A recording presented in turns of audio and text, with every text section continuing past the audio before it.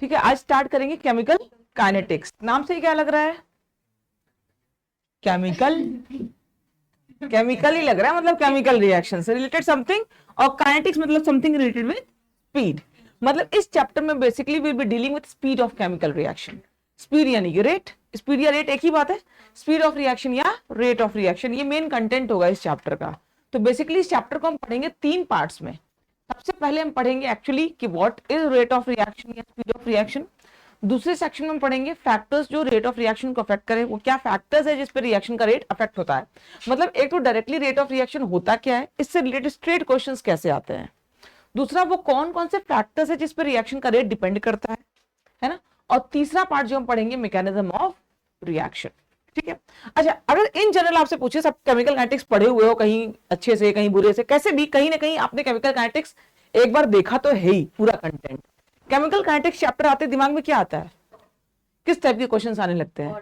Order, मॉलिक्यूलैरिटी, Arrhenius equation, ये सारी चीजें आने लगती हैं। केमिकल काइनेटिक्स चैप्टर आते हैं दिमाग में यही आता है, ऑर्डर ऑफ रिएक्शन का क्वेश्चन, मॉलिक्यूलैरिटी का क्वेश्चन, आर्हेनियस इक्वेशन, इस टाइप के क्वेश्चंस आने लगते हैं दिमाग में, है ना। ये सारी बातें जो ज्यादातर केमिकल काइनेटिक्स का सबसे बड़ा वाला पोर्शन कवर करती है, वो कहां पढ़ेंगे? यहाँ पे फैक्टर्स अफेक्टिंग में, है ना। यानी इस चैप्टर का जो मेन सेक्शन होगा वो क्या होगा? Factors affecting rate of chemical reaction. इसी सेक्शन के अंदर हम ऑर्डर की बात, मॉलिक्यूलैरिटी की बात, या फिर आर्हेनियस इक्वेशन यानी टेम्परेचर डिपेंडेंस की बात भी यही करेंगे। ठीक है, लास्ट में एक छोटा सा सेक्शन है मैकेनिज्म ऑफ रिएक्शन, और शुरू में एक छोटा सा सेक्शन है रेट ऑफ रिएक्शन, जिसमें स्ट्रेट रेट ऑफ रिएक्शन के क्वेश्चंस करेंगे। ठीक है, तो यहीं से स्टार्ट करते हैं रेट ऑफ रिएक्शन से। सीधा सीधा पूछे what is rate of reaction? Rate of reaction का क्या मतलब समझते हैं हम? इस रेट से एक रिएक्शन की स्पीड से एक रिएक्शन। रेट ऑफ रिएक्शन मतलब स्पीड ऑफ रिएक्शन। एक जनरल स्पीड की बात करें, मतलब मान लो हम यहाँ से जयपुर जा रहे हैं, तो स्पीड की बात करें तो क्या कहेंगे? यहाँ से जयपुर 250 किलोमीटर है, तो total distance travelled by total time taken, यही होगा speed. Total distance travelled by total time taken, तो total distance by total time कर देंगे, आपको स्पीड मिल जाएगा, रेट मिल जाएगा हमारी गाड़ी का, है ना। वैसे ही अगर रिएक्शन की रेट की बात करें तो एक रिएक्शन जब हो रही है, रिएक्शन की जब काइनेटिक्स की बात करो, एक रिएक्शन जब हो रहा है तो उसमें क्या चेंज हो रहा है?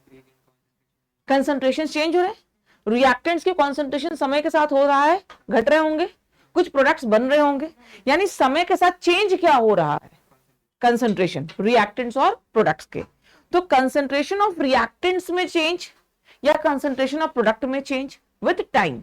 मान लो आपने शुरू किया कोई रिएक्शन जिसमें रिएक्टेंट आपका लिया आपने 10 मोल, है ना, और at the end of reaction reactant जो है वो 2 मोल बच गया, तो रिएक्टेंट कितना चेंज हुआ?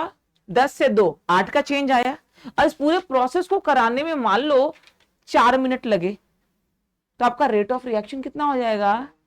8/2 मोल्स पर मोल्स, मतलब कंसंट्रेशन तो मोल्स पर लीटर में और टाइम हमने मिनट में ले लिया, तो पर मिनट, मोल्स पर लीटर पर मिनट। यानी पहले कंसंट्रेशन था 10 moles per litre, at the end of reaction उस रिएक्टेंट का कंसंट्रेशन रह गया 2 मोल्स पर लीटर, तो चेंज इन कंसंट्रेशन कितना हो गया? 8 मोल्स पर लीटर। ये पूरा प्रोसेस हुआ 4 मिनट के अंदर, तो स्पीड ऑफ रिएक्शन क्या हो जाएगा? रेट ऑफ रिएक्शन क्या हो जाएगा? 8 मोल्स पर लीटर पर सेकेंड। समझ आई बात? तो change in concentration of reactant या change in concentration of product. शुरू में मान लो प्रोडक्ट 0 था, थोड़ी देर बाद प्रोडक्ट बनना शुरू हुआ, प्रोडक्ट बना तो मान लो कि 10 मिनट में 4 मोल्स पर लीटर, मतलब 4, शुरू में प्रोडक्ट का कॉन्सेंट्रेशन 0 था, 10 मिनट बाद प्रोडक्ट का कॉन्सेंट्रेशन मेजर किया हमने, वो आया 4 मोल्स पर लीटर 10 मिनट के बाद। तो फिर रेट ऑफ रिएक्शन क्या हो जाएगा? 4 मोल्स पर लीटर बाई 10 पर मिनट, यानी 4/10 मोल्स पर लीटर पर मिनट। समझ में आई बात? तो change in concentration of reactant या प्रोडक्ट विद टाइम, उसी को हम क्या बोलते हैं? Rate of reaction. स्ट्रेट, है ना। रेट ऑफ रिएक्शन की बात किस तरह के रिएक्शंस के लिए करते हैं? कोई रिएक्शन बहुत फास्ट हो रहा होगा तो ऐसे रिएक्शंस के लिए हम रेट ऑफ रिएक्शन की बात नहीं करते हैं। कोई रिएक्शन बहुत स्लो हो रहा होगा तो ऐसे रिएक्शंस के लिए भी रेट ऑफ रिएक्शन की बात नहीं करते हैं। बहुत फास्ट रिएक्शंस के लिए रेट ऑफ रिएक्शन की बात नहीं करनी होती है।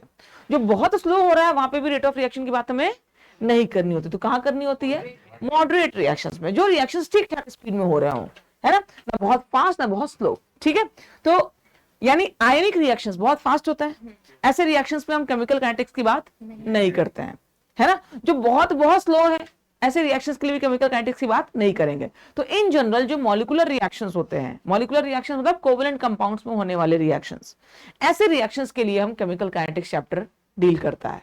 ठीक है, आयनिक रिएक्शंस की कोई बात नहीं होगी केमिकल काइनेटिक्स वाले चैप्टर में, है ना। तो जनरली इस चैप्टर में जो रिएक्शंस आपको दिए होंगे एग्जांपल्स में, वो क्या होंगे, मॉलिक्यूलर रिएक्शंस यानी कोवेलेंट कंपाउंड्स पे होने वाले रिएक्शंस, जो ना बहुत फास्ट होते हैं ना ही बहुत स्लो होते हैं। ये बात समझ में आ गई। तो ये जनरल बात होगी जो आपको पता होना चाहिए कि स्लो या मॉडरेट रिएक्शंस पे ही हम रेट ऑफ रिएक्शन की बात करते हैं। ठीक है, तो रेट ऑफ रिएक्शन दो तरह से निकालेंगे, एक तो एवरेज रेट और दूसरा इंस्टेंटेनियस रेट ऑफ रिएक्शन। भाई सीधी सी बात है, यहां से मैं सुबह 9 बजे निकली जयपुर के लिए और बाई कार 9 बजे मैं निकली, है ना, और सपोज 1 बजे मैं पहुंच गई जयपुर। 250 किलोमीटर चले हम कितने देर में, 4 घंटे में, है ना। तो 250/4 किलोमीटर पर आवर हमारी स्पीड है, कितनी, एवरेज स्पीड। ये तो एवरेज स्पीड है ना, 250/4 मतलब 240/4 कर लो, मतलब नियरली 80 किलोमीटर, नहीं सॉरी 60 किलोमीटर पर आवर की स्पीड आई, ये average speed I 60 kilometre per our की।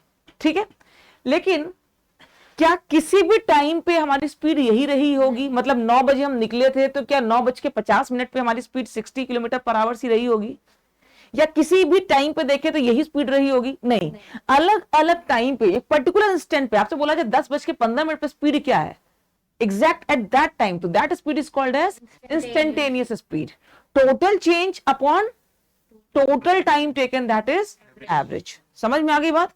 तो एवरेज मतलब total change in concentration upon total time taken, that is average. Instantaneous मतलब एक पर्टिकुलर टाइम पे जो स्पीड है उसको क्या बोलेंगे, इंस्टेंटेनियस स्पीड। इसको निकालने का तरीका बताऊंगी, लेकिन फील तो आ गया what is average and instantaneous. एक पर्टिकुलर टाइम पे जो स्पीड है वो क्या है, इंस्टेंटेनियस, और जो total change upon total time taken वो क्या है, एवरेज स्पीड या एवरेज रेट ऑफ रिएक्शन। अब एवरेज रेट ऑफ रिएक्शन निकालने का क्या तरीका होगा। सपोज हमारे पास कोई जनरल रिएक्शन हमने ले लिया 2x + 3y = 5z, कोई भी रिएक्शन लेना है तो सपोज हमने इस तरह का रिएक्शन लिया 2x + 3y = 5z, ये कोई रिएक्शन है। ठीक है, अब ध्यान से देखना, इस रिएक्शन के लिए अगर रेट ऑफ रिएक्शन की बात होगी, कौन सा, एवरेज रेट ऑफ रिएक्शन की बात, तो उसको कैसे लिखते हैं, इसका कॉन्सेंट्रेशन समय के साथ बढ़ेगा या घटेगा, घटेगा। तो चेंज इन कॉन्सेंट्रेशन जब भी लिखोगे तो क्या लिखोगे, फाइनल माइनस इनिशियल या initial minus final, final minus initial. तो फाइनल माइनस इनिशियल यहां पे क्या आएगा, पॉजिटिव या नेगेटिव, नेगेटिव आएगा। अच्छा, क्या कभी स्पीड नेगेटिव में हो सकता है, स्पीड कभी भी नेगेटिव में नहीं हो सकता है, स्पीड कभी भी नेगेटिव में नहीं हो सकता है। चेंज इन कॉन्सेंट्रेशन नेगेटिव में आ रहा है, तो क्या रेट ऑफ रिएक्शन नेगेटिव हो सकता है, नहीं। इसलिए जब भी आप रिएक्टेंट्स के टर्म में लिखोगे तो हमेशा वहां पे कोएफिशिएंट लगाओगे नेगेटिव साइन का, ध्यान रखना। जब change in concentration of reactant लिखोगे तो उसको क्या लिखोगे, नेगेटिव साइन के साथ, जैसे नेगेटिव और नेगेटिव मिला के क्या हो जाए, पॉजिटिव। ठीक है, और जब भी प्रोडक्ट के टर्म्स में लिखोगे तो वहां पे पॉजिटिव साइन के साथ। ठीक है, क्योंकि change in concentration of product हमेशा क्या होगा, पॉजिटिव। प्रोडक्ट का कंसेंट्रेशन हमेशा क्या होगा, बढ़ेगा, घटेगा नहीं। तो फाइनल माइनस इनिशियल ये क्या होगा, एक पॉजिटिव वैल्यू होगी। यहाँ पे फाइनल माइनस इनिशियल क्या होंगे, नेगेटिव वैल्यू होंगे, है ना। तो इनके टर्म्स में जब लिखोगे तो नेगेटिव कोएफिशिएंट के साथ, इनके टर्म्स में जब लिखोगे तो पॉजिटिव कोएफिशिएंट के साथ। एक बात, change in concentration of x by total change in time, total time taken, है ना। और साथ में जो बैलेंस्ड केमिकल इक्वेशन लिखते हैं, ये बहुत इंपॉर्टेंट है रेट ऑफ रिएक्शन लिखने के लिए। बैलेंस्ड केमिकल इक्वेशन लिखना बहुत इंपॉर्टेंट है। ये जो स्टोइकोमेट्रिक कोएफिशिएंट्स होते हैं इससे हम डिवाइड करते हैं, ये जो स्टोइकोमेट्रिक कोएफिशिएंट्स होते हैं इससे हम डिवाइड करते हैं। तो क्या हो जाएगा, पहले तो रिएक्टेंट्स के टर्म में लिख रहे हैं तो माइनस, ठीक है, स्टोइकोमेट्रिक कोएफिशिएंट से डिवाइड करना है, इसलिए 1/2 change in concentration of x upon total change in time, which will be equal to -1/3 delta y by delta t, which will be equal to 1/5 delta z by delta t। समझ आ गई बात। जब reactants के term में लिखोगे तो minus sign के साथ, जब प्रोडक्ट के टर्म्स में लिखोगे तो प्लस साइन के साथ, और जो स्टोइकोमेट्रिक कोएफिशिएंट से बैलेंस्ड केमिकल इक्वेशन को उससे आप डिवाइड करोगे, है ना। ये एक्सप्रेशन है किसका, एवरेज रेट ऑफ रिएक्शन निकालने का, total change in concentration bye total time taken. ठीक है, ये ध्यान रखेंगे, रिएक्टेंट में हमेशा माइनस साइन लगाएंगे, क्यों, क्योंकि रेट ऑफ रिएक्शन कभी नेगेटिव नहीं होता है। ये चेंज हमेशा नेगेटिव निकल के आएगा रिएक्टेंट्स के लिए, इसलिए इसको पॉजिटिव बनाने के लिए माइनस साइन लगाते हैं। ठीक है, यहां तक कोई confusion. So rate of reaction can be calculated using concentration of reactant as well as product. मतलब अगर इस रिएक्शन का रेट निकालना है तो किसी का भी डेटा दिया हो, एक्स के बारे में इंफॉर्मेशन दिया हो या वाई के बारे में इंफॉर्मेशन दिया हो या जेड के बारे में इंफॉर्मेशन दिया हो, किसी के भी कॉन्सेंट्रेशन चेंज का इंफॉर्मेशन आपको दिया होगा तो आप रिएक्शन की रेट प्रिडिक्ट कर सकते हो। ठीक है, क्लियर? जैसे आपको दिया 3a+b gives 2c, ये रिएक्शन है, इसका एवरेज रेट ऑफ रिएक्शन निकालना है, क्या आएगा? -1/3 delta A by delta T is equal to minus delta B by delta T is equal to 1/2 delta C by delta T. ठीक है, इस तरह का हमारा एक्सप्रेशन बन जाएगा। अच्छा, अब यहाँ पे एक टर्म आता है रेट ऑफ अपीयरेंस या रेट ऑफ डिसअपीयरेंस। प्रोडक्ट क्या होता है? अपीयर होता है, डिसअपीयर होता है? अपीयर होता है। और रिएक्टेंट क्या होता है? डिसअपीयर। तो एक स्टेटमेंट ऐसा भी था, rate of appearance of product. किसी भी प्रोडक्ट का जो रेट ऑफ अपीयरेंस होगा, जैसे यहाँ पे प्रोडक्ट क्या है? सी, तो रेट ऑफ अपीयरेंस ऑफ सी अगर आपसे पूछा जाए, मतलब सी किस स्पीड से बन रहा है, अपीयर हो रहा है, तो वो क्या होगा? Delta C by delta T. फिर वहां पे ये कोएफिशिएंट्स का कोई मतलब नहीं है, तो rate of appearance of C है तो वो क्या होगा? Delta C by delta T. ठीक है, वैसे ही rate of disappearance of any reactant, उस रिएक्टेंट का change upon total time taken, यहां पे स्टोइकोमेट्रिक कोएफिशिएंट का कोई लेना देना नहीं है। यानी रेट ऑफ डिसअपीयरेंस ऑफ ए मतलब delta A by delta T, यहां पे 3 से मल्टीप्लाई या डिवाइड नहीं करना है। किस स्पीड से गायब हो रहा है भाई? टोटल ए, समझ रहा है? रेट ऑफ डिसअपीयरेंस ऑफ ए इतना था, इतने से इतना हुआ, डिफरेंस आ गया, change in concentration upon time taken, इसी रेट से वो डिसअपीयर हो रहा है। यहां पे स्टोइकोमेट्रिक कोएफिशिएंट का कोई लेना देना नहीं है ना? तो रेट ऑफ डिसअपीयरेंस ये हो गया। अब सवाल उठता है साइन का, पॉजिटिव या नेगेटिव। जब क्वेश्चन में बोल ही रहा है रेट ऑफ डिसअपीयरेंस, किस स्पीड से गायब हो रहा है, गायब होने की स्पीड ही बतानी है, तो वहां पे आपको नेगेटिव साइन लगाने की जरूरत नहीं है। ठीक है, रेट ऑफ अपीयरेंस ऑफ सी, किस स्पीड से बन रहा है, वहां पे नेगेटिव पॉजिटिव साइन का कोई सेंस नहीं बनता है। तो जब भी रेट ऑफ अपीयरेंस या रेट ऑफ डिसअपीयरेंस आए तो आप क्या करोगे? हमेशा मॉड में बात करोगे, यहाँ पे आपको साइन लगाना नहीं है। तो रेट ऑफ अपीयरेंस या रेट ऑफ डिसअपीयरेंस का डेटा दिया होता है क्वेश्चन में, कि आपको कोई क्वेश्चन दिया होगा उसमें बोलेगा rate of appearance of C is this much, you have to find the rate of reaction, है ना? तो आपसे अगर बोल दिया कि rate of appearance of C is X, unit के साथ बोल दिया है ना, इसी प्रोसेस के लिए rate of appearance of C X है, तो रेट ऑफ रिएक्शन क्या हो जाएगा? X by 2। Rate of reaction क्या है? Rate of appearance by half, तो एक्स बाई 2। समझ में आगे बात? इस तरह के इंफॉर्मेशन दिए होते हैं, आपको उससे डिकोड करना होता है रेट ऑफ रिएक्शन। क्लियर? बोलो। एक अगर डिसअपीयरेंस पूछे तो वो सी का डेटा दिया हुआ है तो 3/2 टाइम्स ऑफ सी हो जाएगा ना? बिल्कुल, दिए नहीं, सी का डेटा दिया है तो 2/3 टाइम्स ना, ये एक्सप्रेशन आपको ये पूछा जाए, हाँ सॉरी ये इधर जाएगा 3/2 टाइम्स, 3/2 टाइम्स। आपसे ये इसका डेटा दिया और ये पूछ रहा है आपको, तो ये इधर चला आएगा। इन्हीं तीनों को इक्वेट करना होता है, मतलब ये एक्सप्रेशन लिखने आना चाहिए कि इस तरह से हम एक्सप्रेशन लिखेंगे। फिर इनमें से कोई भी डेटा दिया होगा, आप मतलब आप समझना, concentration of C, concentration of B, concentration of A और रेट ऑफ रिएक्शन, इन चारों चीजों को आप रिलेट कर सकते हो इस एक्सप्रेशन को लिख के। ठीक है, तो कोई भी एक चीज देकर के आपको बाकी चीजें रिलेट करने को बोली जाती है। Unit of rate of reaction क्या हो जाएगा? चेंज इन कॉन्सेंट्रेशन मतलब मोल पर लीटर, है ना, और बाय टाइम मतलब पर सेकेंड, तो मोलैरिटी पर सेकेंड या फिर मोल्स पर लीटर पर सेकेंड, ये यूनिट हो जाएगा। कभी कभी रिएक्टेंट्स अगर गैसियस स्टेट में हो तो प्रेशर की बात कर सकते हैं, तो चेंज इन कॉन्सेंट्रेशन की जगह आप चेंज इन प्रेशर कर लोगे तो एटीएम, और टाइम पर सेकेंड में तो एटीएम पर सेकेंड। ठीक है ना, तो एटीएम पर सेकेंड भी हो सकता है या concentration per unit time, change in concentration per unit time, तो ये ऐसे दोनों के यूनिट्स आपको मिल सकते हैं। ठीक है, एक क्वेश्चन करो, अभी जो हमने सीखा उसको देख लो इंप्लाई करके।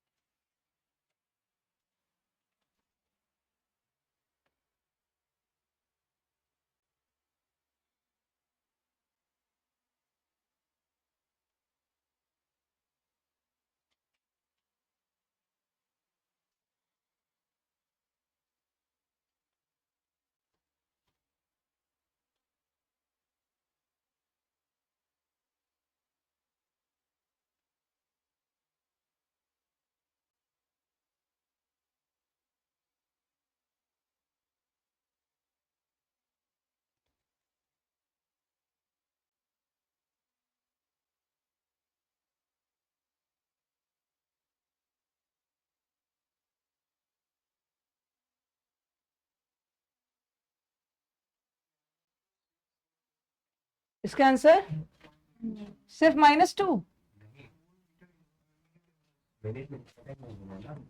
कैसे भी दे दो, मोल मतलब यूनिट बता देना, मोल पर मिनट, है ना, mole per litre mole per litre पर मिनट।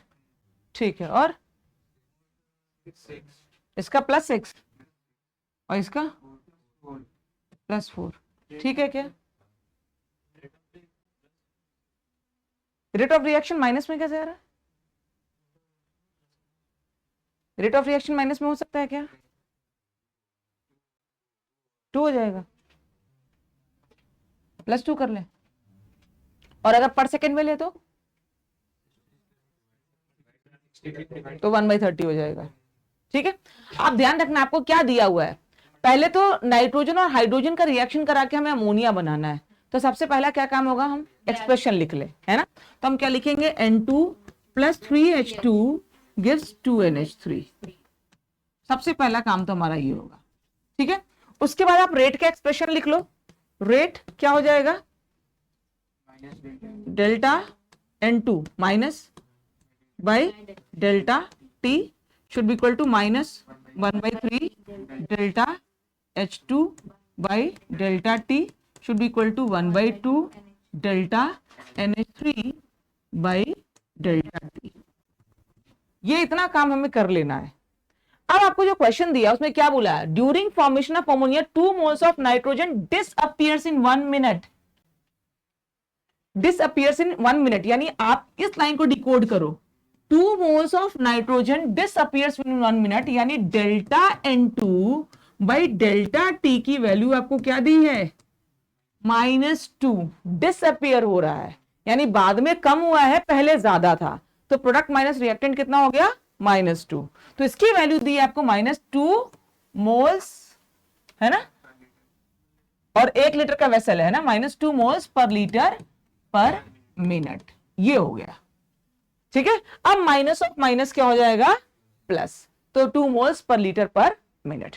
ठीक है, तो ये जो स्टेटमेंट है कि नाइट्रोजन डिसअपियर हो रहा है, मतलब पहले ज्यादा था और बाद में कम हो रहा है, तो कितना कम हो रहा है, 2 मोल्स, तो डेल्टा N क्या हो जाएगा, -2। क्लियर। तो मोल्स पर मिनट में अगर कायदे से कुछ नहीं लिखा हो तो यूनिट क्या लिखना चाहिए, पर सेकंड में लिखना चाहिए। तरीका क्या है, पर सेकंड में लिखना, अगर ऑप्शंस पर मिनट में ना हो तो। ठीक है ना, तो अगर इसको पर सेकंड में लिखोगे तो क्या हो जाएगा, 1/30, है ना, मतलब इसका आंसर हो जाएगा, रेट ऑफ रिएक्शन का आंसर क्या हो जाएगा, 1/30। ठीक है, दूसरा वाला पार्ट क्या हो जाएगा, ये तो हो जाएगा आपका 1/30 रेट ऑफ रिएक्शन। ठीक है, दूसरा वाला पार्ट क्या हो जाएगा, 1 rate of disappearance of hydrogen.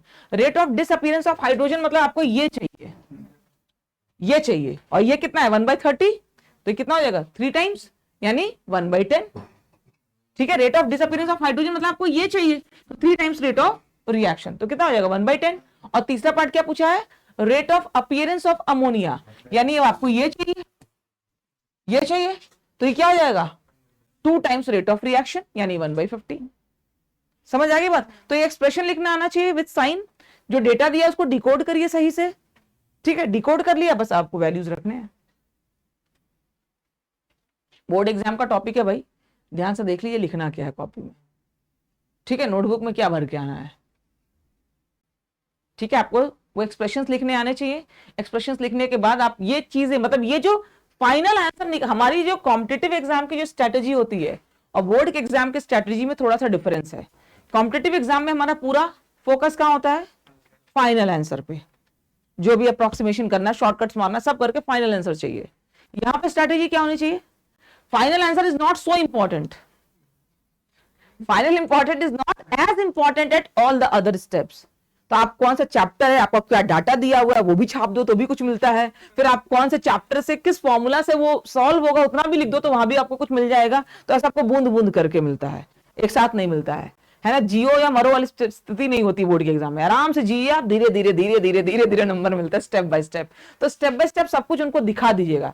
आप सब कुछ करके रफ में और फाइनल आंसर लिख देंगे तो नंबर पूरे नहीं मिलेंगे, है ना। तो ये स्ट्रैटेजी में थोड़ा सा चेंज करना होगा, तो ये थोड़ी सी प्रैक्टिस कर ले इसकी कि आपको क्या लिखना होता है। हमें आता तो सब कुछ है, पर पेपर पे क्या लिखे, हम तो खचपच खचपच करके करते हैं पूरे साल, इधर कॉपी में ऐसे इधर उधर कुछ कुछ कुछ किया, मैम आंसर ये।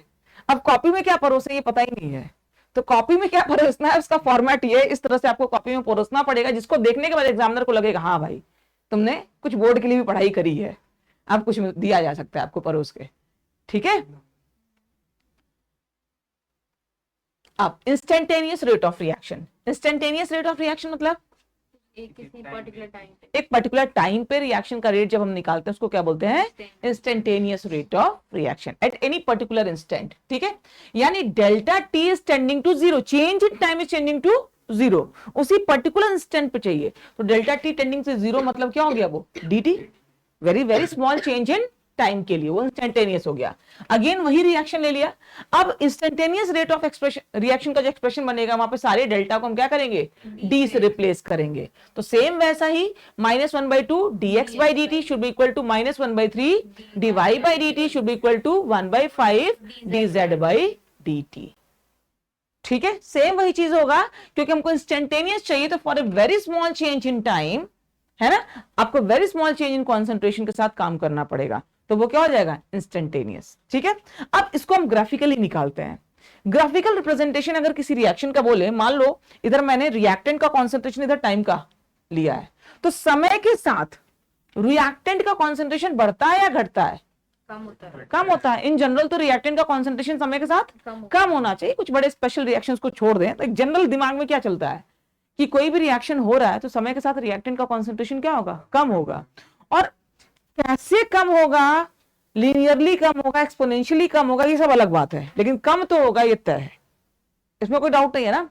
रिएक्शन हो रहा है यानी प्रोडक्ट बन रहा है, प्रोडक्ट बन रहा है मतलब रिएक्टेंट रिएक्ट करेगा तभी प्रोडक्ट बनेगा, तो रिएक्टेंट का कॉन्सेंट्रेशन समय के साथ चेंज होगा, वो समय के साथ लीनियरली चेंज हो रहा है, एक्सपोनेंशियली चेंज हो रहा है, दैट इज डिफरेंट मैटर, पर घटेगा ये तय है। यानी ये जो ग्राफ आएगी इसका स्लोप कैसा होगा, नेगेटिव स्लोप, समय के साथ ये घटेगा। तो अब ऐसा ये हो सकता है या फिर स्ट्रेट लाइन भी हो सकता है, पर नेगेटिव स्लोप होगा ये तय है, और प्रोडक्ट समय के साथ बढ़ेगा, यानी इसमें एक पॉजिटिव स्लोप होगा, स्ट्रेट लाइन भी हो सकता है या ऐसा कर्व हो सकता है, लेकिन बढ़ता हुआ ही रहेगा। समझ में आ रही क्या बात।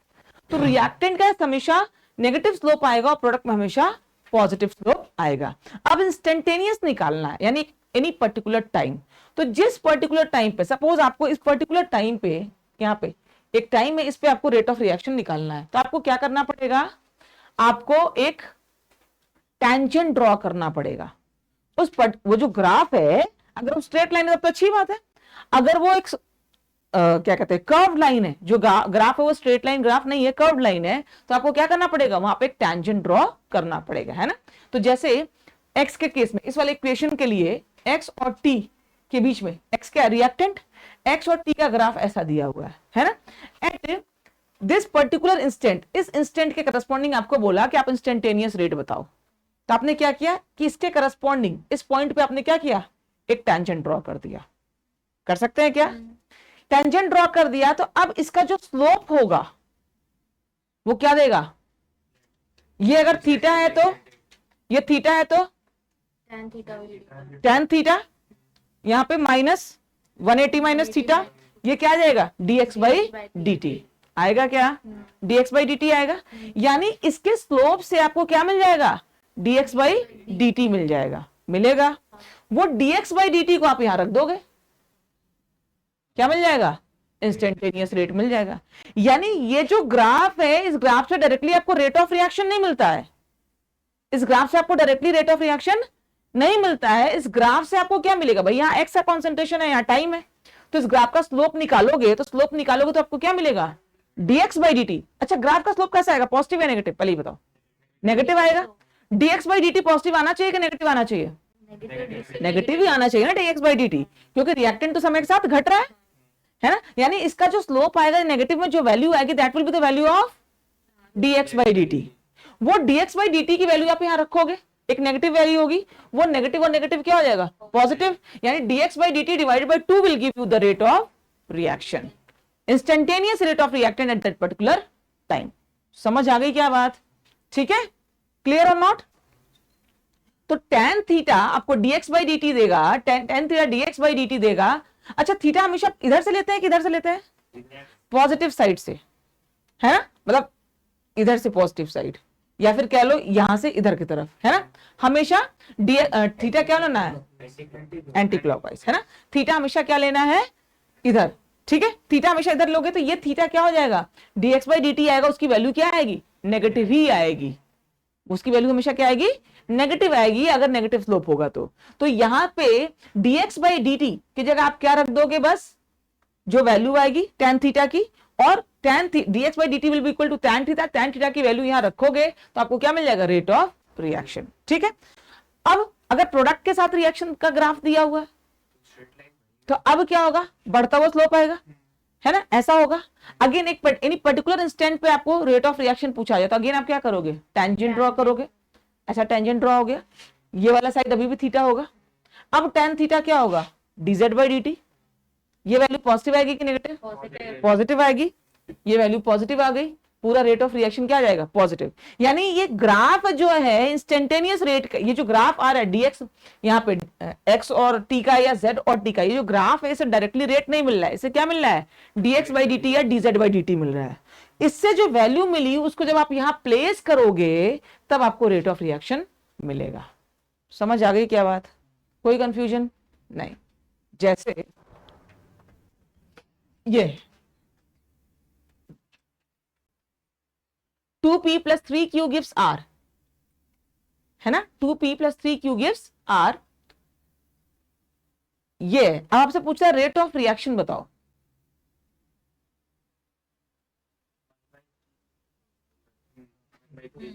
Rate of reaction 1/3।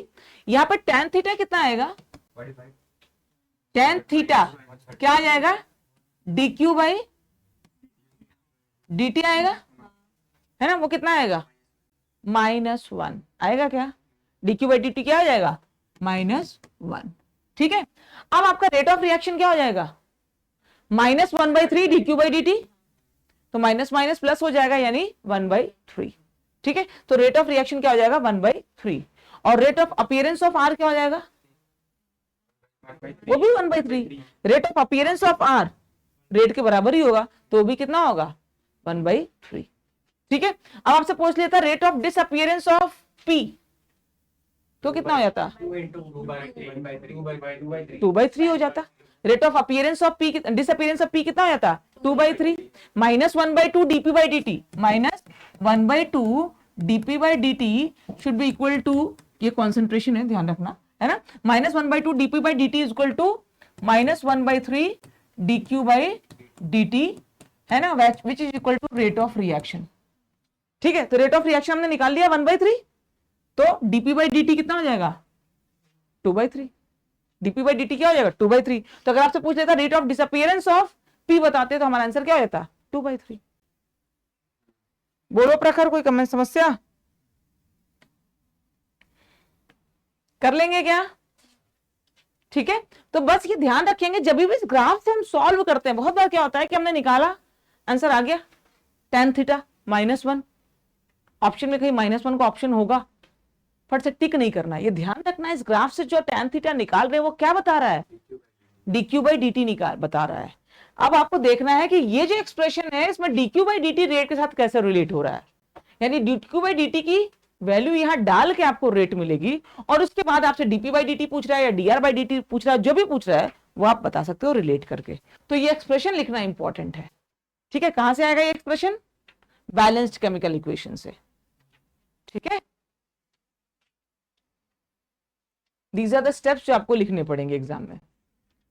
करिए क्वेश्चन और करिए, 2a plus b gives 3c,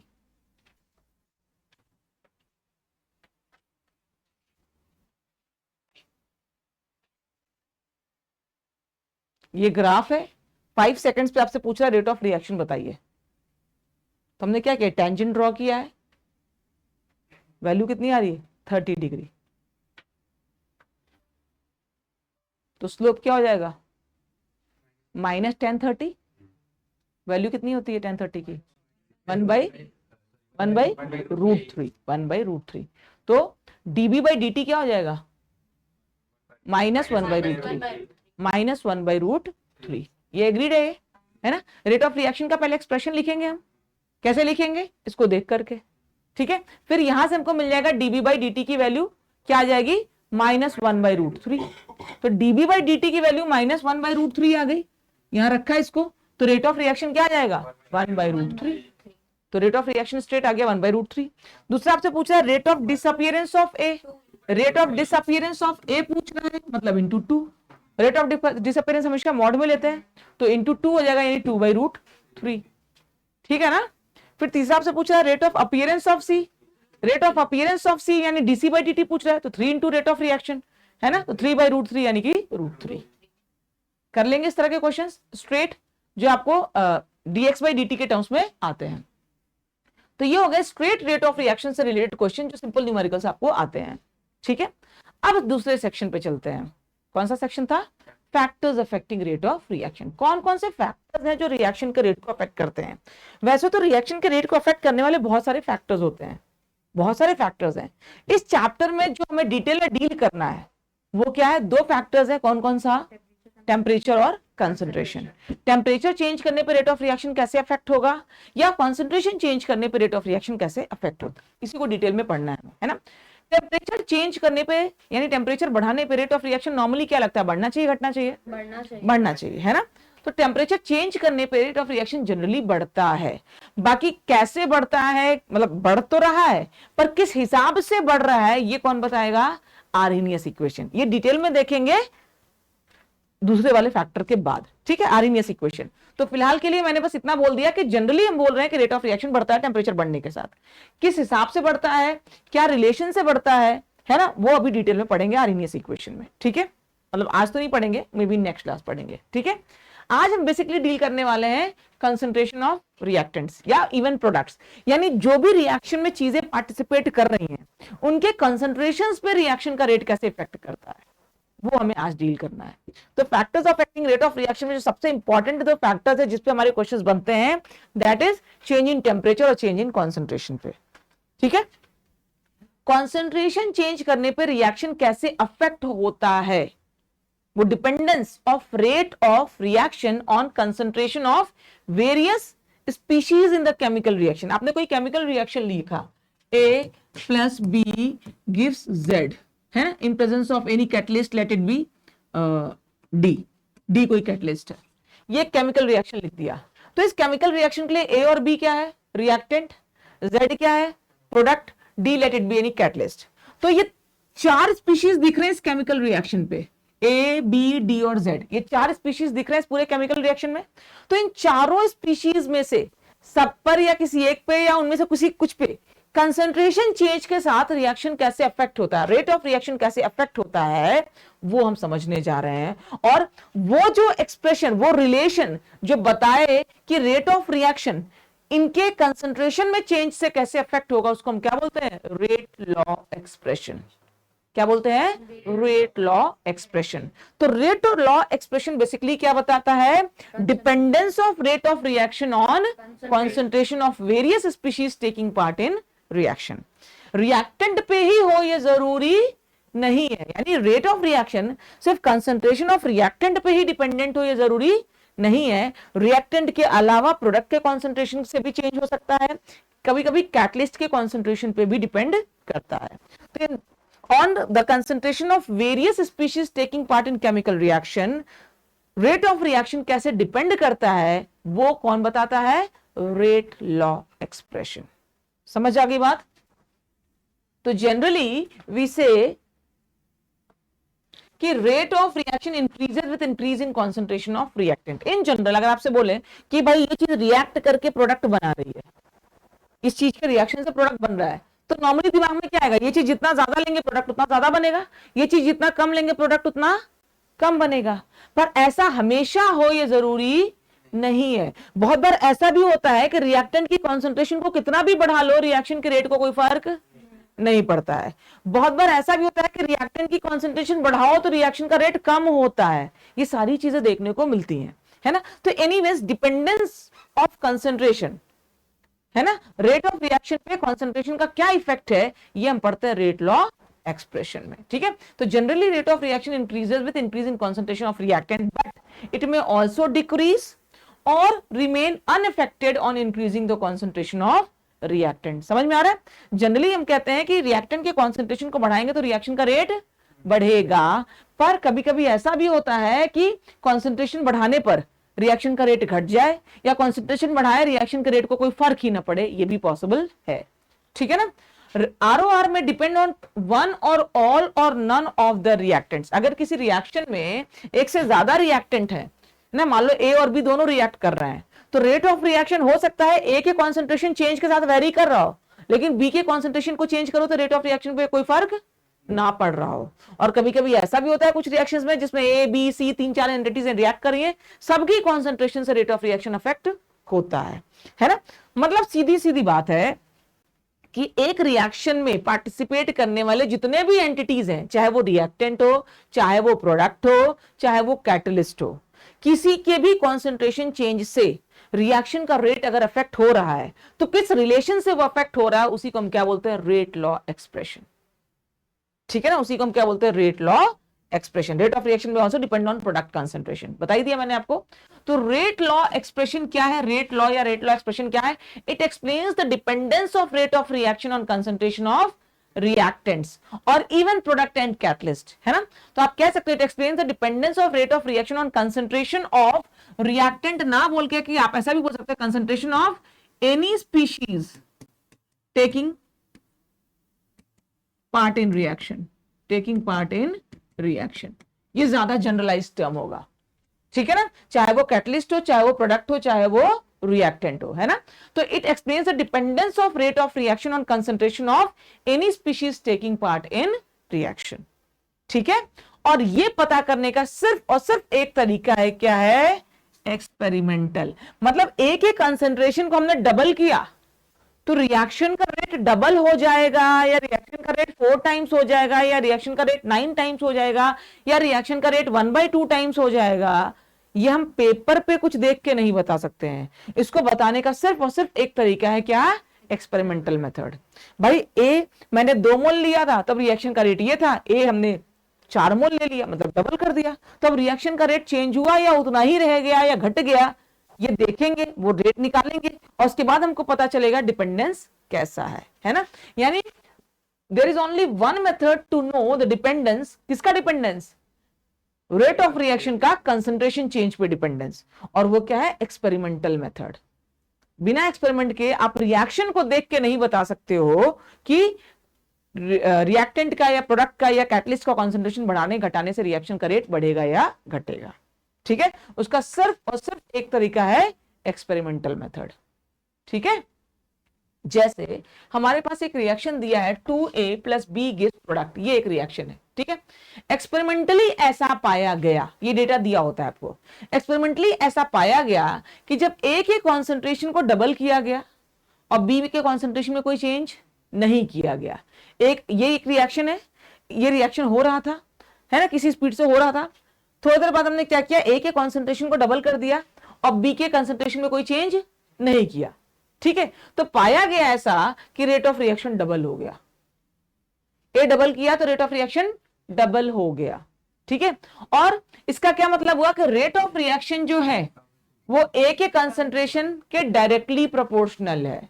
भाई ए डबल किया तो रेट ऑफ रिएक्शन भी डबल ही हुआ है, डबल ही हुआ है। ए आपने 2 गुना किया तो रेट ऑफ रिएक्शन भी 2 गुना हुआ, यानी rate of reaction is directly proportional to concentration of A. A double करो तो वो भी डबल हो रहा है, तो it is directly proportional to concentration of A. ठीक है, फिर दूसरा डेटा क्या कहता है कि ए के कॉन्सेंट्रेशन को फिक्स कर दिया और बी के कॉन्सेंट्रेशन को डबल किया। ए के कॉन्सेंट्रेशन में कोई चेंज नहीं किया हमने और बी को कॉन्सेंट्रेशन को हमने डबल किया, तो एक्सपेरिमेंटली पाया गया कि रेट ऑफ रिएक्शन 4 टाइम्स हो गया। बी डबल तो रेट ऑफ रिएक्शन 4 टाइम्स, यानी rate of reaction is directly proportional to B का स्क्वायर, कंसंट्रेशन ऑफ बी का स्क्वायर। तो ए को डबल करने पे डबल हो रहा है, बी को डबल करने पे 4 टाइम्स हो गया। यानी ए के कॉन्सेंट्रेशन पे और बी के कॉन्सेंट्रेशन पे रेट ऑफ रिएक्शन का डिपेंडेंस पता चल गया कि how rate of reaction is depending on concentration of A and B. तो ये जो डिपेंडेंस है इसको अगर हम एक साथ लिख ले दोनों को, तो क्या लिखेंगे, rate of reaction is directly proportional to A⁻1 and B⁻2। तो ये प्रोपोर्शनलिटी हटाएंगे तो क्या आएगा, एक कांस्टेंट आएगा, तो हम क्या बोलेंगे, rate is equal to K A⁻1 B⁻2। ये जो एक्सप्रेशन बनता है इसको हम क्या बोलते हैं, रेट लॉ एक्सप्रेशन। क्या बोलते हैं? Rate law expression. तो सीधा सीधा अगर बोले तो रेट लॉ एक्सप्रेशन क्या बताता है? Dependence of rate of reaction, dependence of rate of reaction on concentration of various species taking part in reaction। ठीक है ना, समझ आ गई बात? K क्या है? Rate constant. भाई रेट ऑफ रिएक्शन का प्रोपोर्शनैलिटी कांस्टेंट है तो क्या बोलते हैं? रेट कांस्टेंट या वेलोसिटी कांस्टेंट या स्पेसिफिक रिएक्शन रेट। ये तीन टर्म्स यूज होते हैं, रेट कांस्टेंट, वेलोसिटी कांस्टेंट या स्पेसिफिक रिएक्शन रेट। उसको स्पेसिफिक रिएक्शन रेट क्यों कहा गया उस पे आते हैं अभी, है ना। So these are the terms which are used for this K. Clear? और इसको हम क्या बोले? Rate law expression. जैसे अब हमारे पास बोला जाए कोई एक रिएक्शन है 2a + b गिव्स प्रोडक्ट, ये कोई रिएक्शन है और एक्सपेरिमेंटली पाया गया कि rate of reaction a to the power x और b to the power y, a to the power x और b to the power y, ये एक्सपेरिमेंटल डेटा है ना।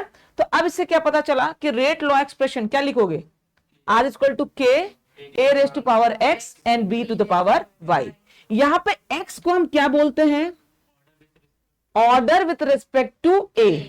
ये जो पावर्स हैं ये क्या बताते हैं? Order of reaction with respect to a, y is order of reaction with respect to b, और x और y को जोड़ देंगे तो उसको बोलेंगे ओवरऑल ऑर्डर ऑफ रिएक्शन। तो जो हमारे क्वेश्चंस आते हैं ना ऑर्डर ऑफ रिएक्शन, उसमें ऑर्डर क्या है?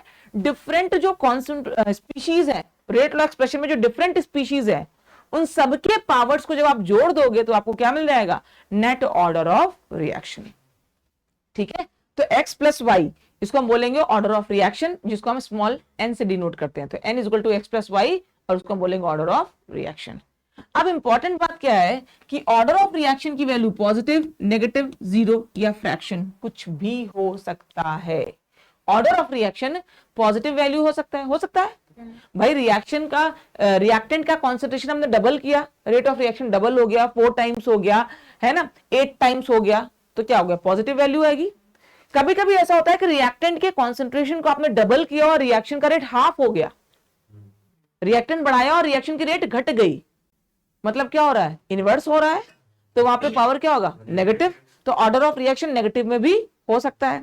कभी कभी ऐसा भी होता है कि रेट ऑफ रिएक्शन को कोई फर्क ही नहीं पड़ा, रिएक्टेंट का कॉन्सेंट्रेशन कितना भी डालते जा रहे हो, रिएक्शन का रेट चेंज ही नहीं हो रहा है, मतलब ऑर्डर क्या हो गया? जीरो, है ना। और ऑर्डर ऑफ रिएक्शन फ्रैक्शन में भी हो सकता है। आपने क्या कहते हैं 4 टाइम्स किया, एक ही कंसंट्रेशन को 4 टाइम्स किया, लेकिन रिएक्शन का रेट सिर्फ 2 टाइम्स ही हुआ। तो एक को 4 टाइम्स किया और रेट ऑफ रिएक्शन क्या हुआ? सिर्फ 2 टाइम्स हुआ, मतलब हाफ है पावर, है ना। तो ऑर्डर ऑफ रिएक्शन की वैल्यू पॉजिटिव, नेगेटिव, जीरो या फ्रैक्शन कुछ भी हो सकती है, इसमें कोई लिमिट नहीं है कि ये वाली वैल्यू नहीं चाहिए। क्लियर? तो ऑर्डर ऑफ रिएक्शन कुछ भी हो सकता है। ठीक है, x + सारे पावर्स को जोड़ देंगे तो क्या मिल जाएगा? Order of reaction. Rate constant, velocity constant या स्पेसिफिक रिएक्शन रेट के को बोलते हैं, है ना।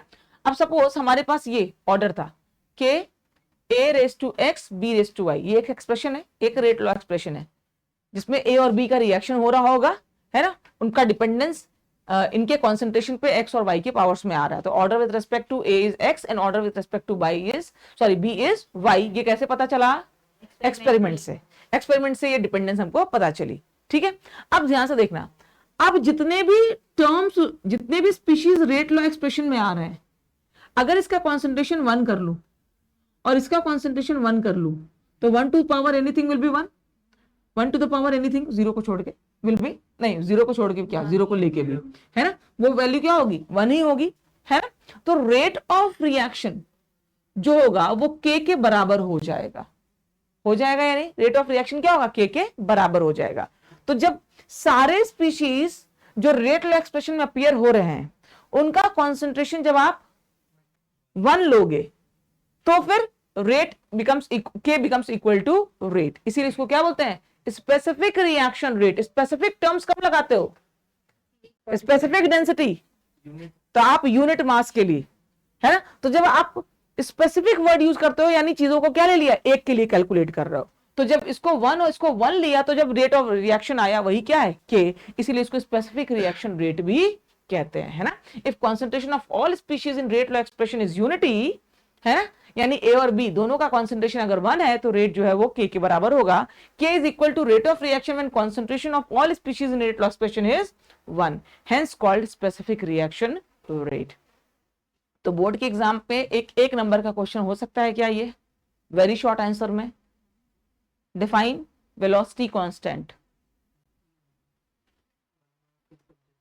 आता है भाई, वेरी शॉर्ट आंसर वाले नहीं आ रहे हैं, बंद हो गए. गुड, ये तो लास्ट ईयर के पेपर में ही देखा है. एमसीक्यू सेक्शन डी 1 मार्क्स वाले में मतलब होता है यार, इसमें डिफाइन वगैरह आता है. तो वो 2 मार्क्स वगैरह के आते हैं डिफाइन. खैर चलो 1 मार्क्स 2 नंबर में ही मान लो, कोई बात नहीं, 2 नंबर में ही मान लो, है ना. इसकी यूनिट पूछ लेगा, रेट कांस्टेंट क्या है, उसकी यूनिट कैसे डिफाइन होगी. तो चलो यूनिट ऑफ के की यूनिट क्या हो जाएगी वन माइनस एन टाइम सीधा. के यही होगा रेट ऑफ रिएक्शन. उस वाले रिएक्शन के लिए अगर देखें तो रेट ऑफ रिएक्शन क्या था, रेट ऑफ रिएक्शन वाज था K A raise to X B raise to Y. तो के क्या आ गया, rate of reaction by A raise to X और बी रेस टू वाई. अब ये जो रेट ऑफ रिएक्शन की यूनिट क्या होगी, मोल पर लीटर पर सेकेंड. मोल पर लीटर पर सेकेंड, इसकी यूनिट मोल पर लीटर, इसकी यूनिट मोल पर लीटर. तो mole per litre raise to X plus Y यानी mole per litre raise to N. Mole per litre raise to N हो गया नीचे, है ना. ऊपर मोल पर लीटर और साथ में पर सेकेंड. तो ऊपर मोल पर लीटर पे पावर क्या है 1 और नीचे मोल पर लीटर पे पावर क्या है n. तो mole per litre raise to 1 minus N per second, है ना. Mole per litre raise to 1 minus N per second, ये फाइनल यूनिट आ गई. Mole per litre raise to 1 minus N per second, ये क्या है, यूनिट ऑफ के. ठीक है, बोलो नितिन, ठीक है. ये मोल्स पर लीटर पर सेकेंड, ये मोल्स पर लीटर, ये मोल्स पर लीटर. तो टोटल मोल्स सेम बेस है, तो moles per litre is to X plus Y. X plus Y क्या, ऑर्डर ऑफ रिएक्शन. तो moles per litre is to N, ऊपर moles per litre is to 1 और यहाँ N, तो ऊपर जाके 1 माइनस एन. तो moles per litre is to 1 minus N per second. ये क्या हो गया, unit of rate constant.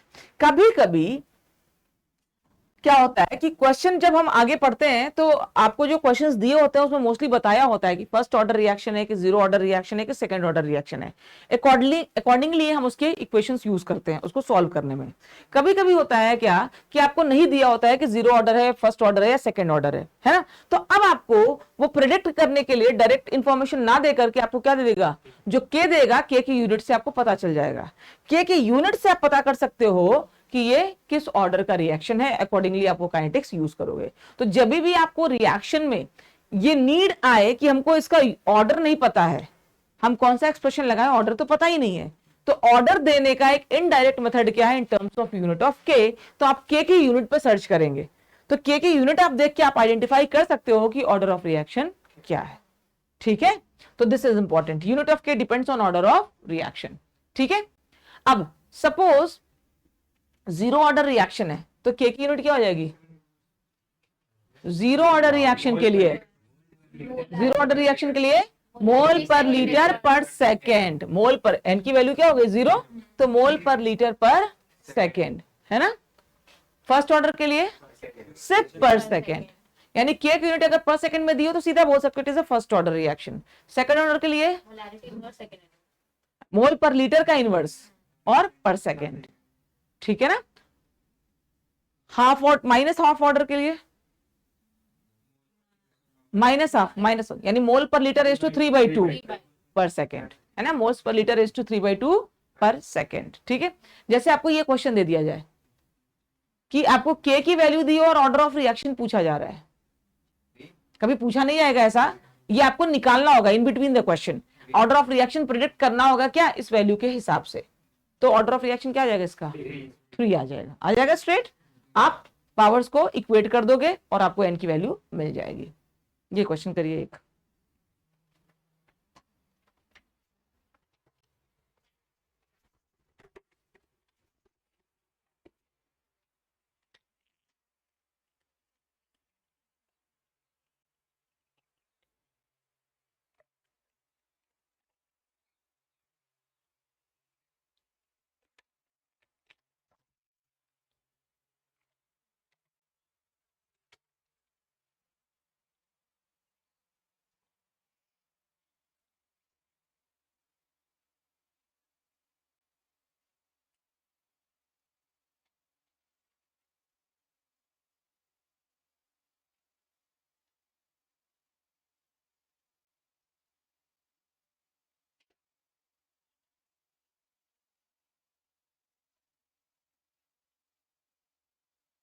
Rate वाला एक्सप्रेशन तो बहुत आसान है ना, ए का पावर 2 हो जाएगा और बी का पावर -1, तो नेट ऑर्डर ऑफ रिएक्शन 1, या तो कोई दिक्कत नहीं है।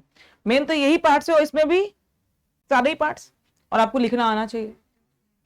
Concentration of A is doubled alone, A का कॉन्सेंट्रेशन डबल किया तो रेट ऑफ रिएक्शन 4 टाइम्स हो जाएगा क्या, ठीक है। और बी का कॉन्सेंट्रेशन हाफ किया तो 2 टाइम्स, टू द पावर -1 है, तो बी का कॉन्सेंट्रेशन हाफ करने पे रेट ऑफ रिएक्शन 2 टाइम्स। तो कंसेंट्रेशन ऑफ ए और बी दोनों को डबल किया, ए को डबल किया तो 4 टाइम्स और बी को डबल किया तो हाफ। बी को डबल करने पे हाफ, क्योंकि इनवर्स रिलेटेड है, तो बी को डबल करने पे हाफ, ए को डबल करने पे 4 टाइम्स, तो नेट क्या हो जाएगा 2 टाइम्स, ठीक है। तो इसका आंसर हो गया 4, इसका आंसर 2, इसका आंसर 2। लास्ट वाला, कंटेनर का वॉल्यूम 3 टाइम्स बढ़ा दिया गया, कंटेनर का वॉल्यूम 3 टाइम्स बढ़ा दिया गया, तो ए का कॉन्सेंट्रेशन क्या हो गया A/3 1/3 टाइम्स, और बी का कॉन्सेंट्रेशन भी क्या हो गया 1/3 टाइम्स, है ना। तो उसको क्या किया हमने, स्क्वायर किया, तो वो क्या हो गया 1/9, और उसका स्क्वायर किया, सॉरी उस पे -1, तो क्या हो गया 3 टाइम्स, तो ओवरऑल क्या हो गया 1/9 इंटू 3 यानी 1/3। समझ आ गई बात। अब इसको लिखेंगे कैसे, मतलब ओरली तो हमारा काम हो गया, टिक लगाने वाला काम तो हो गया, ठीक है। अब परोसेंगे कैसे इसको आप अपने आंसर शीट में, तरीका एक बार देख लो कैसे करना होता है। आपको ये एक्सप्रेशन दिया था, रेट वाला एक्सप्रेशन यही आया था आपका, रेट वॉज के A/2 B/-1, ये इंफॉर्मेशन दिया था, उससे आपने लिख लिया, है ना। अब आपको बोला है कि ए के कंसेंट्रेशन को डबल किया, ए के कंसेंट्रेशन को डबल किया तो रिएक्शन का रेट क्या होगा, यही तो बोला है। तो हमने नया रिएक्शन का रेट लिखा R', ठीक है, और ए के जगह क्या लिख दिया 2A, क्योंकि ए को डबल किया है, तो ए की जगह हमने क्या लिख दिया 2A, और बी तो उतना ही रखा था, पहला इंफॉर्मेशन ये तो था कि concentration of A is double, तो क्या होगा, तो ए की जगह हमने क्या लिख दिया 2A बस। तो ये क्या हो जाएगा 4A², क्या इसको लिख सकते हैं 4A²। तो अब क्या करेंगे R/R' इन दोनों को डिवाइड कर देंगे, तो कैसे के कैंसिल, और यहाँ पे क्या बच जाएगा, बस 4 का एक फैक्टर बच जाएगा, यानी R' क्या हो जाएगा 4 टाइम्स R, यानी पुराने वाले रिएक्शन का 4 टाइम्स हो गया। ये लिखने का तरीका, इतना लिख देंगे, मतलब और कोई तरीका नहीं है जिससे आप पेपर पे इसको लिख के दिखाओगे, ठीक है। तो ये आपका गिवन इक्वेशन है, जो चेंज करके एक नया रेट आएगा उसको आपने R', R1, R2 जो भी लिखना है लिख दीजिए, और जो चेंज है उसको यहाँ पे इस इक्वेशन में मेंशन करिए, दोनों का रेशियो निकाल दीजिए, तो पुराने वाले रेट के रिस्पेक्ट में नया वाला रेट आपको आ जाएगा। तभी तो आप बताओगे कि पुराने वाले रेट के रिस्पेक्ट में ये बढ़ा घटा या सेम रहा। समझ आ गई बात, ठीक है। सिमिलरली दूसरा वाले में आपको क्या बोल रहा था कि बी का कॉन्सेंट्रेशन डबल किया तो क्या होगा, ऐसा ही तो पूछा था, सॉरी बी का कॉन्सेंट्रेशन हाफ करने पे पूछा था। तो नया वाला आर हमने निकाला है, ए को चेंज किया नहीं, बी को हाफ किया मतलब B/2 कर दिया। अब निकाल लो इन दोनों का रेशियो, R' अगेन आ जाएगा R के टर्म्स में। समझ आ गई बात, क्लियर। इस तरह से एक्सप्रेशंस लिखते हैं, ठीक है। तीसरे वाले में दोनों को डबल किया था, ए की जगह 2A, बी की जगह 2B, अगेन रेशियो निकाल लो, आपको आ जाएगा R', ठीक है। और लास्ट वाले में क्या किया था हमने, कॉन्सेंट्रेशन क्या कर दिया था 1/3, वॉल्यूम 3 टाइम्स कर दिया था, तो कॉन्सेंट्रेशन क्या हो जाएगा ए का 1/3 और बी का कॉन्सेंट्रेशन भी क्या हो जाएगा 1/3, है ना। अब ये दो रेट आ गए, ये ओरिजिनल रेट और ये कॉन्सेंट्रेशन चेंज करने के बाद रेट, तो नया वाला रेट आ गया। दोनों इक्वेशंस को डिवाइड कर दो, R' आ जाएगा इन टर्म्स ऑफ R। समझ आ गई बात। This is how you have to solve this question on your paper, ठीक है। कभी कभी क्या होता है कि जो क्वेश्चन दिया होता है उसमें रिलेशंस, जो रिलेशंस होते हैं वो काफी कॉम्प्लेक्स होते हैं, वो डायरेक्ट नहीं आते हैं, तो आपको ऐसे एक्सप्रेशंस लगा के उसको सॉल्व भी करना होता है ना। एक क्वेश्चन ये करिए, नहीं कॉम्पिटिटिव एग्जाम में भी कभी कभी ऐसा होता है कि डायरेक्ट वो पढ़ने से नहीं आता है, 2-3 टर्म्स दिए हुए हैं, आपके नहीं आएगा और कुछ कह भी नहीं सकते हैं, करेक्ट। एक आध क्वेश्चन तो आ जाता है, ऑर्डर 3, ठीक है। बाकी रेट और एक्सप्रेशन बताओ, A⁻1 B⁻2, ठीक है क्या, A⁻1 और B⁻2, ए को डबल करने पे डबल ही हो रहा है, बी को, ए और बी दोनों को डबल करने पे 8 टाइम्स हो रहा है, तो ए को डबल करने पे 2 टाइम्स, यानी बी को डबल करने पे 4 टाइम्स, तो बी का स्क्वायर, ठीक है। ये तरीके से सॉल्व करने का तरीका, तरीके से सॉल्व करने का तरीका जो एग्जामिनर को पसंद आएगा। ठीक है, now some important points about order of reaction. कुछ इंपॉर्टेंट बातें ऑर्डर ऑफ रिएक्शन के बारे में जो आपको दिमाग में रखनी है, जो कोई मिसकंसेप्शन नहीं बताना। ऑल्दो मैं कई बार ऑलरेडी बोल चुकी हूं, फिर सीधा सीधा नहीं बोला, उसको सीधा सीधा बोलने जा रही है कि ऑर्डर ऑफ रिएक्शन कहीं से भी स्टोइकोमेट्रिक कोएफिशिएंट से लेना देना उसका नहीं है। Stoichiometric coefficients have nothing to do with the order of reaction. यानी रिएक्शन लिखा है सपोज कि 2N2O5 gives 4NO2 plus O2। अब इसमें कहीं से भी आप ऐसा मत करना है कि rate of reaction is proportional to N2O5 to the power of 2, ये नहीं लिख सकते हैं। यहां पर 2 लिखा है तो ये इस कोएफिशिएंट्स को आपको पावर में लगाना नहीं होता है। ये कोएफिशिएंट्स पावर में आए ऐसा हमेशा जरूरी नहीं होता है, कभी कभी होता भी है, कभी कभी नहीं भी होता है ना। तो ऐसा कोई जरूरी नहीं है, इसलिए कभी भी दिमाग में ऐसा नहीं बैठाना है आपको कि ये स्टोइकोमेट्रिक कोएफिशिएंट्स को ही पावर में लगाना होगा। ठीक है ना। तो यहां पे एक्सपेरिमेंटली पाया गया है कि N2O5 के ऊपर 1 टाइम्स ही डिपेंडेंट है ये, है ना। मतलब स्टोइकोमेट्रिक कोएफिशिएंट से कोई लेना देना नहीं है। दूसरी बात, रेट लॉ एक्सप्रेशन में concentration from a product can also be present. मैंने बार बार बोला है कि रेट लॉ एक्सप्रेशन मतलब rate law expression is dependence of rate of reaction on concentration of any species taking part on reaction. तो जो आप reaction लिख रहे हो उसमें जितने भी स्पीशीज उनमें से किसी पे भी रेट ऑफ रिएक्शन डिपेंड कर सकता है, चाहे वो रिएक्टेंट हो, चाहे प्रोडक्ट हो, या कभी कभी कैटलिस्ट पे भी, है ना। यानी प्रोडक्ट वाले टर्म्स भी रेट एक्सप्रेशन में आ सकते हैं। ठीक है ना। तो आपको उससे परेशान होने की जरूरत नहीं है। जैसे ओजोन का ऑक्सीजन में जो कन्वर्जन है, इस रिएक्शन के लिए रेट ऑफ रिएक्शन ओजोन के कॉन्सेंट्रेशन पे भी डिपेंड कर रहा है और साथ में ऑक्सीजन के कॉन्सेंट्रेशन पे भी डिपेंड कर रहा है।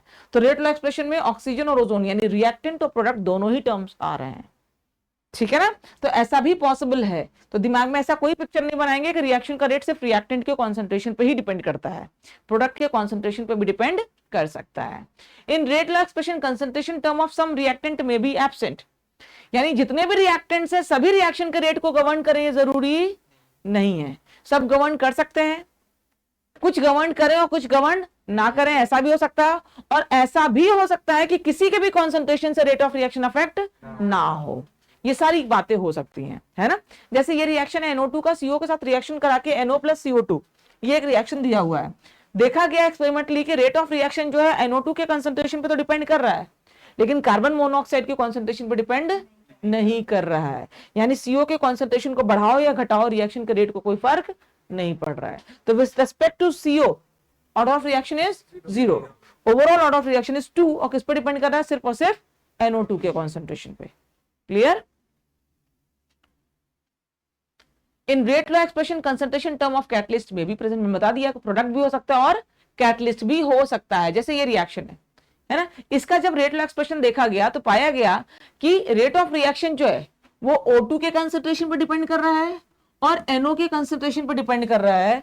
इसके कंसंट्रेशन पे तो डिपेंड ही नहीं कर रहा है। दो रिएक्टेंट्स है, एक का कंसंट्रेशन पे डिपेंडेंस है, दूसरे पे डिपेंडेंस है नहीं, यानी इसके कंसंट्रेशन को बढ़ाओ घटाओ रिएक्शन के रेट को कोई फर्क नहीं पड़ रहा है। इसको चेंज करने पर रिएक्शन का रेट चेंज हो रहा है। इवन जो कैटलिस्ट है उसके कॉन्सेंट्रेशन पे भी रिएक्शन का रेट अफेक्ट हो रहा है। ऑल्दो हम कहते हैं catalyst is anything which do not gate consumed in the reaction, जितना लगेगा उतना वापस मिल जाएगा।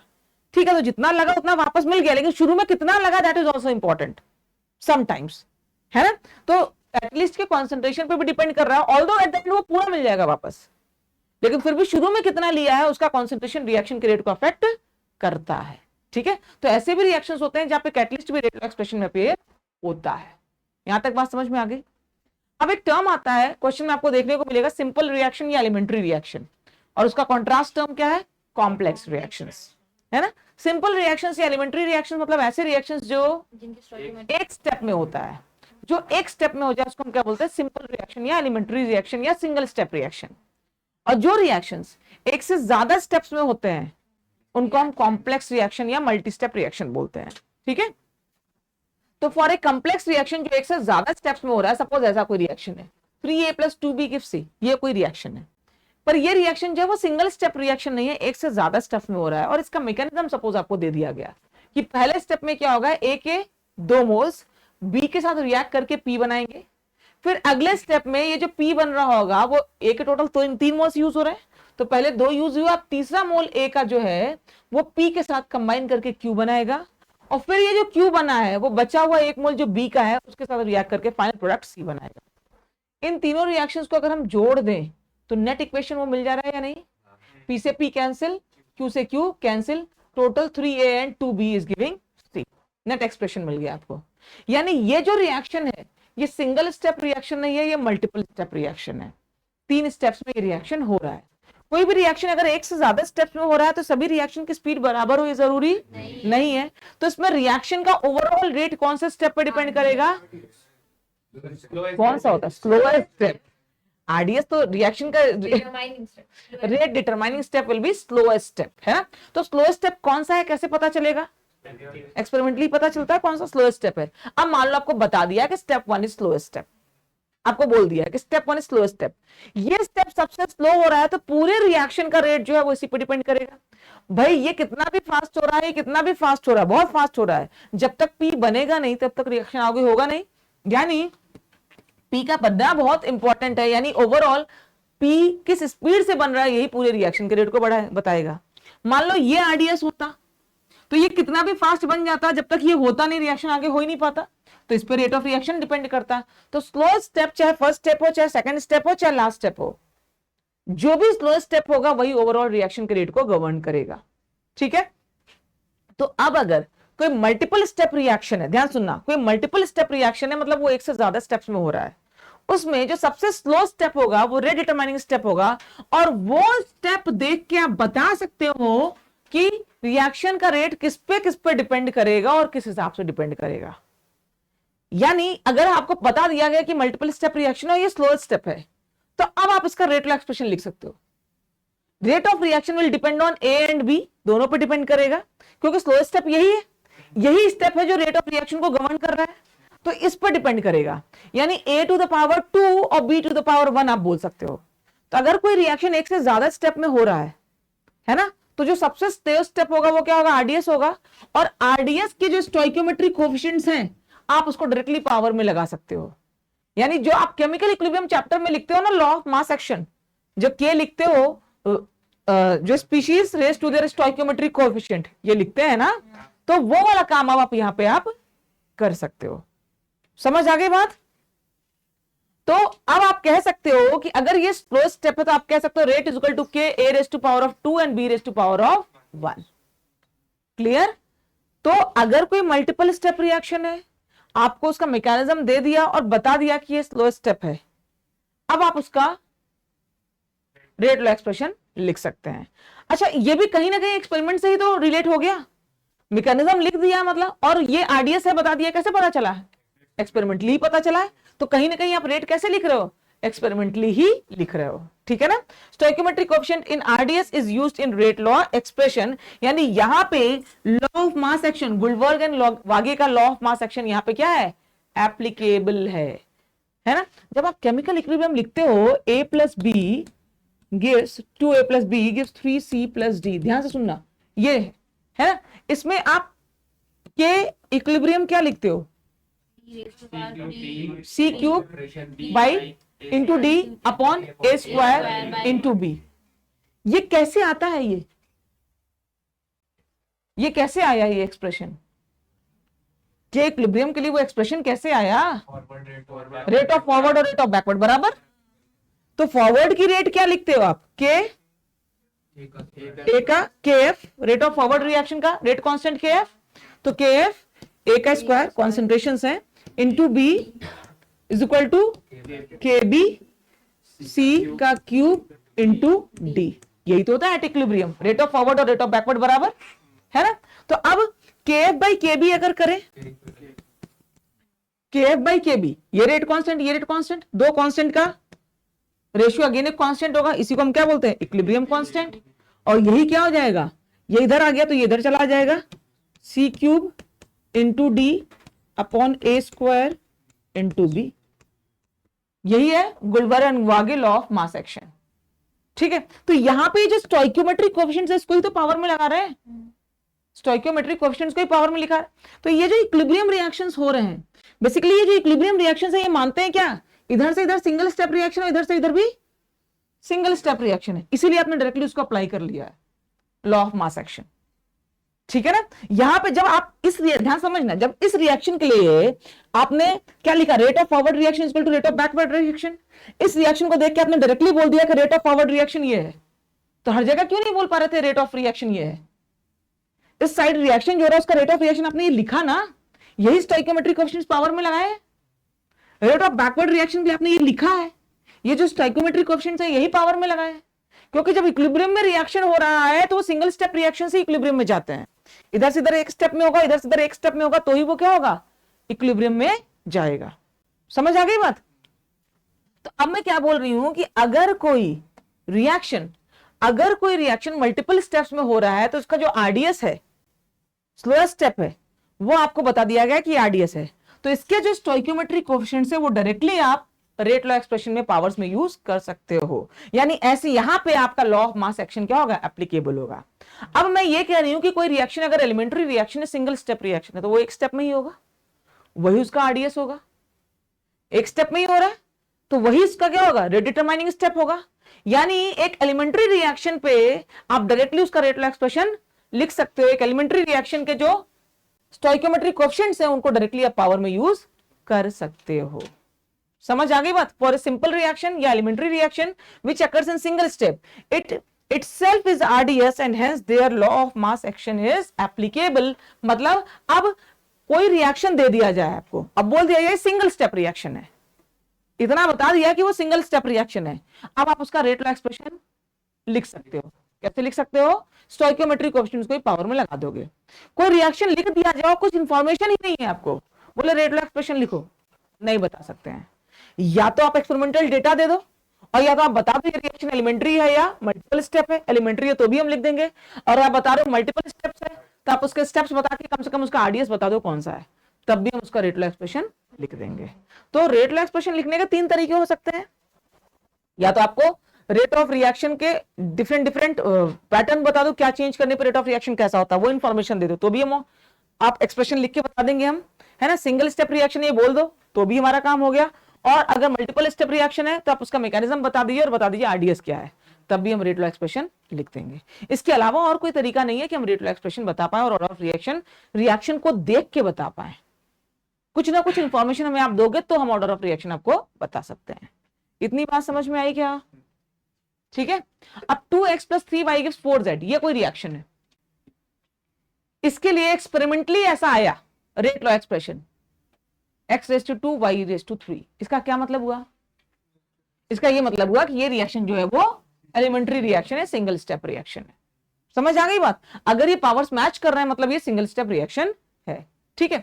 जैसे मान लो आपको बोला H2 + I2 = 2HI, लिख दिया, ये सिंपल रिएक्शन है, मतलब इसका रेट लॉ एक्सप्रेशन हम लिख सकते हैं, rate is equal to K मतलब K H2⁻1 एंड I2⁻1, यानी ऑर्डर क्या हो जाएगा इसका 2। ठीक है। अब जैसे मान लो H2 + Cl2 = 2HCl है, अगर हमने इसका रेट लॉ एक्सप्रेशन ऐसा लिखा, पर एक्सपेरिमेंटली आया कि इसका रेट लॉ एक्सप्रेशन ये नहीं होता है भाई, ये होता है H2⁻0 Cl2⁻0। इसका क्या मतलब हुआ? एक्सपेरिमेंटल डेटा ये कहता है,